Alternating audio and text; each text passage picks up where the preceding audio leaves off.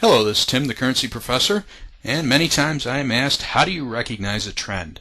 Well, we're going to address that today. I have up here a chart of the US dollar against the Swiss franc, and I've drawn some lines on here, and these lines can really illustrate things a little bit easier for us.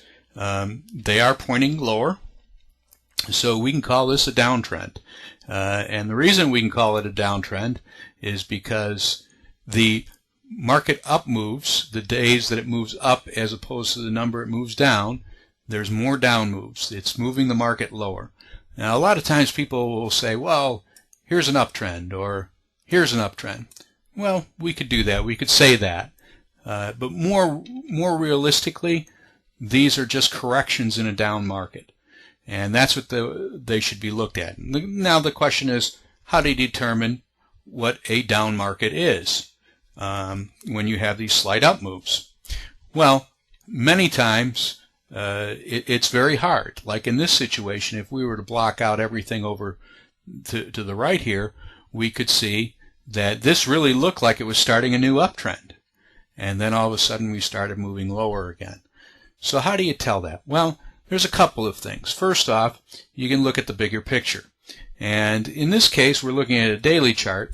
So if we move out a little bit further and we look at a weekly chart, we can see it a little easier.